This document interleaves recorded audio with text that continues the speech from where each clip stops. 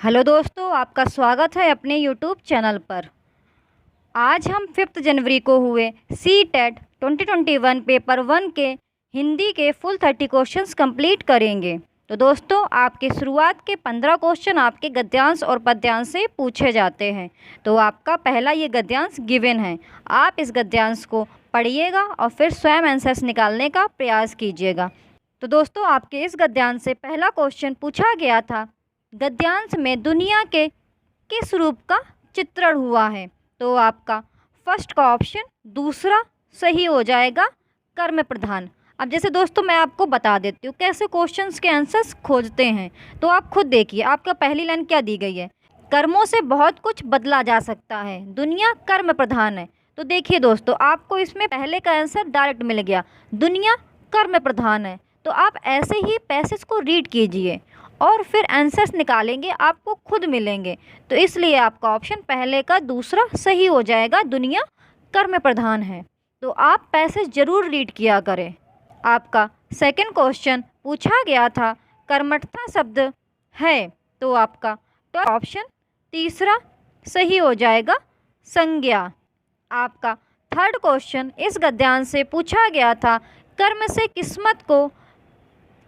किस्मत को भी बदला जा सकता है, में रेखांकित शब्द के स्थान पर कौन सा विकल्प उपयुक्त होगा।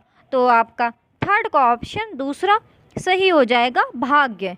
आपका फोर्थ क्वेश्चन इस गद्यांश से पूछा गया था, यहाँ जैसा बोओगे वैसा काटोगे से क्या तात्पर्य है। तो आपका फोर्थ का ऑप्शन तीसरा सही हो जाएगा, जैसे कर्म होंगे वैसा ही परिणाम मिलेगा। आपका फिफ्थ क्वेश्चन इस गद्यांश से पूछा गया था, उन्नति का विलोम शब्द है। तो आपका फिफ्थ का ऑप्शन पहला ही सही हो जाएगा, अवनति। उन्नति का विलोम अवनति। दोस्तों, अगर आपको ये वीडियोस अच्छे लगें तो इस YouTube चैनल को सब्सक्राइब जरूर कीजिएगा और वीडियो को लाइक भी कर दीजिएगा। आपको इस YouTube चैनल पर 2021-22 में हुए सी टेट पेपर 1 और पेपर 2 के मैक्सिमम शिफ्टों के सॉल्यूशंस ऑलरेडी प्रोवाइड कर दिए गए हैं। तो आप इस YouTube चैनल को विजिट करें और सभी शिफ्टों के सॉल्यूशंस देख लीजिए। आपको इस YouTube चैनल पर ऐसे ही वीडियोज़ मिलते रहेंगे। आपका सिक्स्थ क्वेश्चन इस गद्यांश से पूछा गया था, गद्यांश के अनुसार अपने अंतर्मन को किस प्रकार प्रकाशित किया जा सकता है। तो आपका सिक्स्थ का ऑप्शन तीसरा सही हो जाएगा, सभी के प्रति सकारात्मक भाव रखकर। आपका सेवेंथ क्वेश्चन इस गद्यांश से पूछा गया था, व्यक्ति को महान बनाने में किसकी भूमिका महत्वपूर्ण है। तो आपका सेवेंथ का ऑप्शन दूसरा सही हो जाएगा, उसके कार्यों की। आपका एट्थ क्वेश्चन पूछा गया था, गद्यांश के अनुसार भाग्य परिवर्तन के लिए अनिवार्य है। तो आपका एट्थ का ऑप्शन पहला सही हो जाएगा, कर्म के प्रति निष्ठा। आपका नाइन्थ क्वेश्चन पूछा गया था, किसी दूसरे के जीवन के साथ जीने से तात्पर्य है। तो आपका नाइन्थ का ऑप्शन तीसरा सही हो जाएगा, दूसरों पर निर्भर होकर जीना। तो दोस्तों, यहाँ पर आपके गद्यांश से पूछे गए सभी प्रश्न समाप्त हो जाते हैं। अब दोस्तों, आपका पद्यांश से पूछे गए क्वेश्चन शुरू होते हैं। तो आप इसको रीड कीजिए और फिर स्वयं आंसर्स निकालने का प्रयास कीजिए। तो आपका ये पद्यांश गिवन है, आप इसे आराम से पढ़ लीजिए। मैं इस पद्यांश से पूछे गए प्रश्नों को पढ़ रही हूँ और फिर उनके आंसर आपको बताते हुए चल रही हूँ। तो आपका इस पद्यांश से पहला क्वेश्चन पूछा गया था, कवि ने धरती को किसान की धरती क्यों कहा है। तो आपका 10th का ऑप्शन दूसरा सही हो जाएगा, किसान धरती पर अथक परिश्रम करता है। आपका 11th क्वेश्चन इस पद्यांश से पूछा गया था, अपने तन की खाद मिलाकर मिट्टी को जीवित रखना पंक्ति में रेखांकित अंश से आशय है। तो आपका 11th का ऑप्शन तीसरा सही हो जाएगा, अत्यधिक परिश्रम करना। आपका 12th क्वेश्चन पूछा गया था, किसान अपना जीवन किसमें लगा रहा है। तो आपका 12th का ऑप्शन फोर्थ सही हो जाएगा, अन्न साग सब्जी उगाने में। आपका 13th क्वेश्चन इस पद्यांश से पूछा गया था, किसान का जीवन किस पर आधारित है। तो आपका 13th का ऑप्शन पहला सही हो जाएगा, कृषि कार्य पे। आपका 14th क्वेश्चन पूछा गया था, निम्न में से कौन सा लयात्मक शब्दों का उदाहरण है। तो आपका 14th का ऑप्शन पहला सही हो जाएगा, अपना सपना। आपका 15th क्वेश्चन इस पद्यांश से पूछा गया था, कौन सा शब्द भिन्न है? तो आपका 15th का ऑप्शन तीसरा सही हो जाएगा, सपना, क्योंकि सपना आपका संज्ञा शब्द है और बाकी सभी जो दिए गए ऑप्शन तपना, गलना, रखना, ये सभी आपके क्रिया शब्द हैं। तो दोस्तों यहाँ पर आपके गद्यांश और पद्यांश से पूछे गए सभी 15 प्रश्न समाप्त हो जाते हैं। तो आप इस गद्यांश और पद्यांश को पढ़िएगा और फिर सभी के आंसर्स निकालिएगा और कमेंट सेक्शन में ज़रूर बताइए कि आप 15 में से कितने स्कोर कर पा रहे हो। आपका 16th क्वेश्चन पूछा गया था, मातृभाषा आधारित बहुभाषावाद क्या है? तो आपका 16th का ऑप्शन पहला सही हो जाएगा, किसी की विद्यालयी शिक्षा मातृभाषा में आरंभ करना और बाद में अनेक भाषाओं को जोड़ते जाना। आपका 17th क्वेश्चन पूछा गया था, कक्षा 5 के एक अध्यापक 5 या 6 शब्दों वाले 5 वाक्यों का सुतलेख करवाती है। वह 2 बार वाक्य पढ़ती है और शिक्षार्थियों को ध्यानपूर्वक सुनने के लिए कहती है और बोले गए वाक्यों को लिखने के लिए कहती है। यहाँ पर अध्यापक श्रवण को किस उपागम का प्रयोग करना चाहती है? तो आपका 17th का ऑप्शन तीसरा सही हो जाएगा, ऊर्ध्वगामी उपागम। आपका 18th क्वेश्चन पूछा गया था, एक अध्यापक अपनी कक्षा में विभिन्न समूहों को 10 शब्दों का एक समूह देती है। वह ऐसे शब्द ढूंढने के लिए कहती है जो शब्द से समानता रखते हैं और नया शब्द बनाने के लिए उनके आगे उपसर्ग या पीछे प्रत्यय जोड़ा जा सके। इसे क्या कहा जाता है? तो आपका 18th का ऑप्शन तीसरा सही हो जाएगा, वाक्य विन्यास या विन्यास। आपका 19th क्वेश्चन पूछा गया था, बोली से क्या तात्पर्य है? तो आपका 19th का ऑप्शन पहला सही हो जाएगा, किसी एक क्षेत्र या सामाजिक समूह की वाचन विशेषता।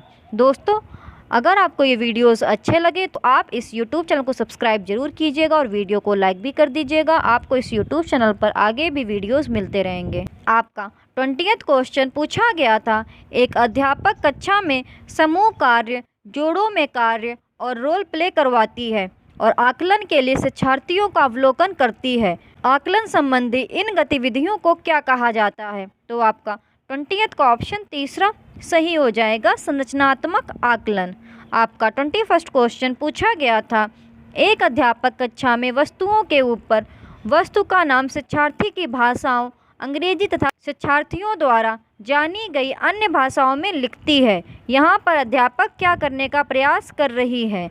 तो आपका 21st का ऑप्शन फोर्थ सही हो जाएगा, कक्षा में भाषा समृद्ध परिवेश सृजित कर रही है। दोस्तों आप अदर ऑप्शंस भी रीड कर लिया करें कि आपका यही ऑप्शन क्यों करेक्ट है और अदर ऑप्शंस क्यों रॉन्ग है, क्योंकि मैं सभी ऑप्शंस रीड करूंगी, आपकी वीडियो की लेंथ बहुत इंक्रीज हो जाएगी। आपका 22nd क्वेश्चन पूछा गया था, भाषांतरण से क्या तात्पर्य है? तो आपका 22nd का ऑप्शन तीसरा सही हो जाएगा, कक्षा में अधिगम और बोलने के लिए अनेक भाषाओं का इस्तेमाल करना। आपका 23rd क्वेश्चन पूछा गया था, किसी पाठ्य सामग्री की प्रामाणिकता से क्या तात्पर्य है? तो आपका 23rd का ऑप्शन दूसरा सही हो जाएगा, मूलतः किसी एक संदर्भ विशेष से उपजी सामग्री जिसमें भाषा सहज रूप से प्रयुक्त हो। आपका 24th क्वेश्चन पूछा गया था, निम्नलिखित में से कौन सा उपागम शिक्षार्थियों को अच्छा लेख लिखने के भिन्न चरणों को समझने का अवसर देगा? तो आपका 24th का ऑप्शन दूसरा सही हो जाएगा, लेखन का प्रक्रिया उपागम। आपका 25th क्वेश्चन पूछा गया था, व्याकरण सीखने से क्या आशय है?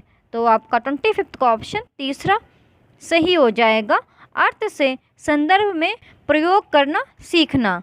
आपका 26th क्वेश्चन पूछा गया था, त्रुटियों से क्या अभिप्राय है? तो आपका 26th का ऑप्शन पहला सही हो जाएगा, त्रुटियां सीखने का संकेतक हैं।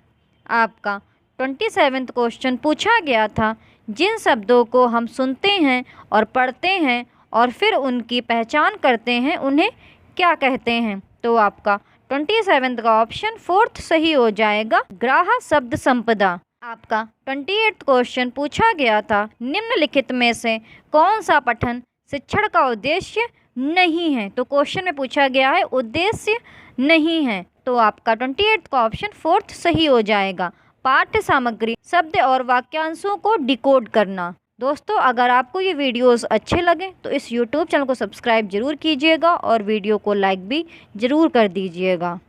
आपका 29वां क्वेश्चन पूछा गया था, जब शिक्षार्थी पहली बार विद्यालय आते हैं उन्हें अपनी मातृभाषा की भरपूर समझ होती है।